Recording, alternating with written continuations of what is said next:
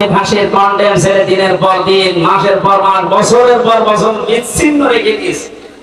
আজ পর্যন্ত আমার মেয়েটা এখনো স্বাভাবিক হয়নি। ছোট মেয়েটা আমার কাছেও আসে না।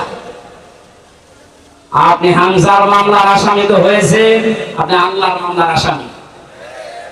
সুতরাং আমি দাবি জানাচ্ছি, শুধু আমি না, আমার মতো 1,10,000 মানুষ এই বাংলাদেশের বিভিন্ন ছেলে আছে। তার মানে হয় 100 জনের 70 জন কিচ্ছু জানে না। যাদেরকে ভাবে মিথ্যা মামলা দিয়ে বছরের পর বছর আটক রেখে যখন ছাড়ে নিরপরাধ বেকসুর খালাস দেয়, এটা 5টা বছর 10 বছর নষ্ট করলেন। যারা মামলার আয়ু থেকে উপর পর্যন্ত জড়িত প্রত্যেককে এভাবে 3 বছর 5 বছর জেলে থাকা লাগবে।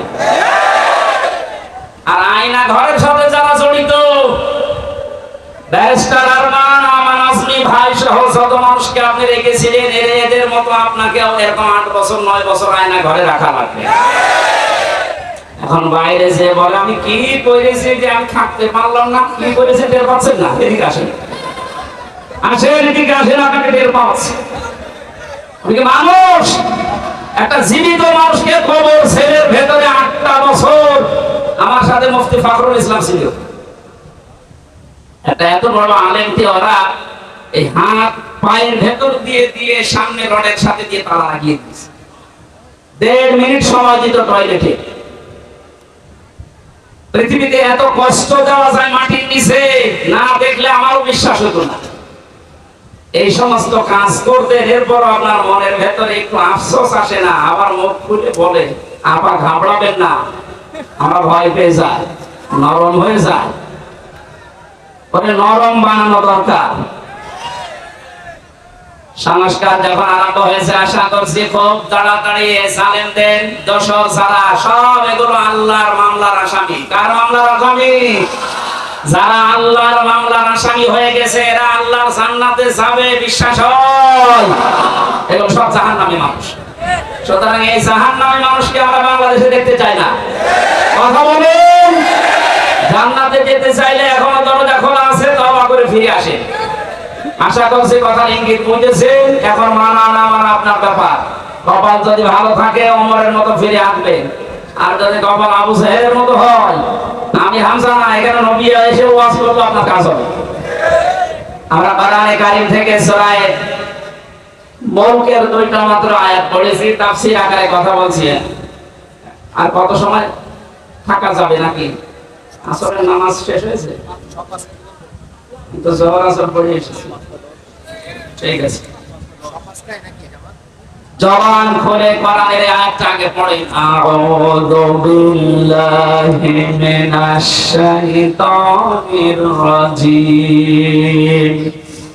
বিসমিল্লাহির রহমানির রহিম।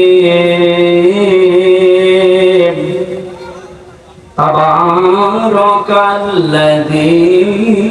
বিয়াদিহিল মুলকু ওয়া হুয়া আলা কুল্লি শাইইন কাদির। সূরা মুলক, কোন সূরা? মুলক মানে রাজত্ব। মুলক মানে কি? এই আয়াতটা, এই সূরাটা আল্লাহ নাযিল করে 30টা বিষয়ের ভেতরে দিয়েছেন।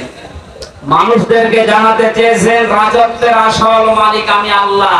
মাঝে মাঝে কাউকে চেয়ারে বসাই পরীক্ষা করার জন্য। রাজত্বের মালিক কে বলেন তো?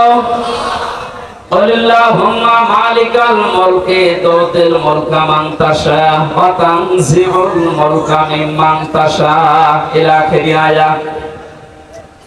রব্বুল আলামিন বলেন, পৃথিবীর মানুষকে আপনি জানিয়ে দেন রাজত্বের মালিক আমি আল্লাহ। যাকে ইচ্ছা এটা দান করেন, যাকে ইচ্ছা ওখান থেকে নামিয়ে দেন। তাহলে এই বিশ্বাস যারা করে যে রাজত্বের আসল মালিক আল্লাহ, এখানে বসলে কোনদিন তার ভেতর আর অহংকার আসবে না। অহংকার এসেছিল বলে অনেককে আল্লাহ ধ্বংস করেছে অতীতে, এখনো করছে। কিয়ামত পর্যন্ত অহংকারীকে আল্লাহ নিজে ধ্বংস করবেন। সুতরাং এদের থেকে আমাদের শিক্ষার বিষয়ে, সামনে যারা এই পৃথিবীতে আসবে ক্ষমতার চেয়ারে, তারা যেন অহংকার না করে। এই জন্য আমি মুলক পড়েছি। আল্লাহ ঘোষণা দিচ্ছেন এবার, তাবারাকাল্লাযী, বরকতময় সমস্ত আয়ের থেকে, অক্ষমতা, দুর্বলতা, সমস্ত দোষ ত্রুটি থেকে মুক্ত ওই আল্লাহ। বিয়াদিহিল মুলক, যার কুদরতি হাতের ভেতরে সব কিছু রাজত্ব লুকিয়ে আছে। ওয়া আলা কুল্লি শাইইন কাদির। আল্লাহ পাক বলেন পৃথিবীর সব কিছুর উপরে একচ্ছত্র ক্ষমতা চলে আমি আল্লাহর। জোরে বলেন সুবহানাল্লাহ। এই আয়াতটা যাদের ভেতরে যত বেশি দৃঢ়ভাবে বিশ্বাসযোগ্য মনে হয়েছে, তাদের জীবন দেখবেন তত বিনম্র, নম্র এবং ছোট। এভাবে নিজের জীবনকে তারা চালাতে চায়। যারা বিশ্বাস করে যে না, সব কিছুর উপরে একজন ক্ষমতা চালাচ্ছে, এ মানুষটা জীবনেও কোনোদিন অহংকারী, তাকাব্বুরি নিজের ভেতর থেকে প্রকাশ করতে পারবে না। আল্লাহ এরকম বান্দাদের ভেতরে আমাদেরকে শামিল করেন, বলেন আমিন। এতক্ষণ পর্যন্ত আল্লাহ নিজের পরিচয় তুলে ধরছিলেন, বড়ত্বের, মহত্বের, বিশালত্বের। হঠাৎ তিনি আলোচনার ধরন পাল্টিয়ে ফেললেন। আল্লাযী খালাকাল মাউতা ওয়াল হায়াতা লিয়াবলুয়াকুম আইয়ুকুম আহসানু আমালা। আমি যে তাবারাকার ব্যাখ্যায় হাজার হাজার শব্দ ইবনে কাসির আর ফি সিলালিল কোরআনে পেয়েছি। আল্লাহর বড়ত্বের কথা, মহত্বের কথা, বিশালত্বের কথা তিনি দিয়ে সেখানে বর্ণনা দিয়েছেন। এগুলো আমি আবার দিয়ে কেন এই আয়াতে আসলাম? আল্লাহ জানিয়েছেন আমার আয়াতের ধরন পাল্টানোর, আলোচনার ধরন পাল্টানোর উদ্দেশ্য এই, আমি মানুষকে এখন একটা গুরুত্বপূর্ণ বিষয় আরো জানাতে চাচ্ছি। তিনি সে আল্লাহ যিনি তার বান্দাদের হায়াত আর মউত এই দুইটা তৈরি করার পরে দুনিয়ায় পাঠিয়ে দিবেন। তিনি দেখতে চান তোমাদের ভেতরে কে ভালো কাজ করে তার কাছে যেতে পারে। এবার আসেন আয়াত থেকে আমরা শিক্ষা নেই। আল্লাযী খালাকাল মাউতা, আল্লাহ আগে দিয়েছেন যে আমি আগে মাউত বানিয়েছি। ও পৃথিবীর মানুষেরা, এই আয়াতটা আমাদেরকে ডাক দিয়ে এটাই বোঝাতে চায়, শিক্ষা দিতে চায়। পৃথিবীবাসী যত উপরে ওঠো না কেন, এই চিন্তা করবা যে মরা লাগবে। যশোরবাসী, এই চিন্তা যদি মানুষের ভেতরে খুব বেশি আসে, ওর অন্তর পরিচ্ছন্ন হয়। পৃথিবীতে পাপ কাজ কম করার জন্য, অন্যায় ছেড়ে দেওয়ার জন্য মরণের কথা স্মরণ করা খুব কার্যকর। নবীজি জানিয়েছেন অন্তর যদি কেউ পরিষ্কার করতে চায়, দুইটা বিষয় তাকে দিলাম। এক নম্বরে বেশি বেশি মওতকে স্মরণ করবা, জীবন পরিচ্ছন্ন হবে। দুই নম্বরে আল্লাহর কালাম নিয়ে চিন্তা ভাবনা করবা, পড়বা। জোরে বলেন আমিন। এটা আমাদের জীবন পরিচ্ছন্ন করার জন্য একটা সামনে রাখা দরকার যে আমি যত উপরে উঠি না কেন, যত কিছুর সম্পদের মালিক হই না কেন, আমাকে মরা লাগবে। কি করা লাগবে? আরো জোরে বলে। দুই নম্বর শব্দ হচ্ছে হায়াতা, আমি হায়াত বানিয়েছি। তাফসীরে মুফাসসির বলেন হায়াত প্রধানত 5 প্রকার হয়। এক নম্বরের হায়াতের নাম আমরা যেটা পার করে ফেলেছি আলমে আরওয়াহ, রূহের জগতের যে হায়াত ছিল ওটা শেষ হয়ে গেছে আমাদের। দ্বিতীয় নম্বরে আমরা এসেছিলাম আলমে বুতুন, মায়ের পেটের হায়াতের ভেতরে 10 মাস 10 দিন ছিলাম। এবার 3 নাম্বার যেটা এখন আছে আলমে দুনিয়া, এখানে নির্ধারিত সময় একটা আছে আমাদের জন্য। এরপরে আরেকটা শুরু হবে আলমে বারজাখ, আলমে কবরের জগৎ। নির্ধারিত সময় ওখানে থাকবে। 5ম নম্বর যেটা শুরু হবে আর কোনোদিন শেষ হবে না, আলমে আখিরাত। আগের দুইটা শেষ করে ফেলেছি, সামনে দুইটা বাকি আছে, মাঝখানেরটাই আছে। তার মানে বোঝা যাচ্ছে আগে যেহেতু দুইটা শেষ হয়ে গেছে, সামনে দুইটা আছে, মাঝখানের এটা মাস্ট বি একদিন না একদিন শেষ হবে। কথা বলে না কেন? এটা আমাদের উচিত এই হায়াতের জীবন থেকে মূল শিক্ষা এটা, যেহেতু আল্লাহ ছোট্ট হায়াত দিয়ে একটা বিষয় আমাদের কাছে নিতে চান। লিয়াবলুয়াকুম আইয়ুকুম আহসানু আমালা। আমি আল্লাহ দেখতে চাই তোমাদেরকে পরীক্ষা করে দুনিয়ার জীবন থেকে কে ভালো কাজ করে আমার কাছে আসতে পারো।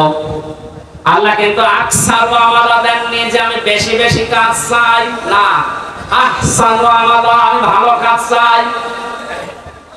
এই 16 বছরে যতটুকু দিতে দেখেছি, বাস্তবতায় অধিকাংশ কাজগুলো দেখেছি বেশি বেশি, কিন্তু কাজ ভালো হয়নি। এর বাস্তব প্রমাণ কুষ্টিয়ান মেডিকেল কলেজ। এত টাকা পয়সা খরচ করে এত বিশাল এরিয়া নিয়ে বানিয়েছে, কাজটা বেশি আমরা দেখতে পেয়েছি, কিন্তু কাজটা ভালো হয়নি। বানানোর আগেই ধসে পড়ে গেছে। বলে নাউজুবিল্লাহ। শুধু কুষ্টিয়ার মেডিকেল কলেজ না, বাংলার এই জমিনে যত বড় বড় প্রকল্পগুলো, যত বড় বড় কাজগুলো আমরা দেখতে পেয়েছি, কোরআনের আয়াত অনুযায়ী কাজ হয়েছে বেশি, কিন্তু কাজ ভালো হয়নি। আল্লাহ বলেন আমি বেশি কাজ চাই না, আমি ভালো কাজ চাই। কি কাজ বলেন বলেন। এখান থেকে একটা শিক্ষা পেয়েছি তাফসীরে, এটা আমি পেয়েছি ফি সিরালিল কোরআনে। আল্লাহ মামুনুল হক আমার পাশের রুমে ছিল 3টা বছর, ওনাকে নিয়ে শব্দগুলো আমি বারবার জিজ্ঞাসা করেছিলাম, আল্লাহ ভালো কাজ চান, কাজ দিয়ে উনি কি করবেন? এত আমরা এখানে সবাই জানি আমাদের যে ধাপগুলো আছে, মরণের পরে মরণ আছে, কবর আছে, হাসর আছে, মিজান আছে। কি আছে? মিজান। বলেন বলেন। মিজানের যে পাল্লার কথা আমরা জানি সবাই, কিয়ামতে আল্লাহ আমাদেরকে মাপ দেবেন মিজানের পাল্লায়। আমাদেরকে যে মাপ দেবেন কিসের পাল্লায়?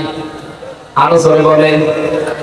মিজান মানে দাড়ি পাল্লা অনেকেই মনে করেন না। মিজান মানে মানদণ্ড, ন্যায় বিচারের মানদণ্ড। হাইকোর্টের সামনে দেখবেন একটা দাড়ি পাল্লা টাঙানো আছে, দেখেননি কোনোদিন?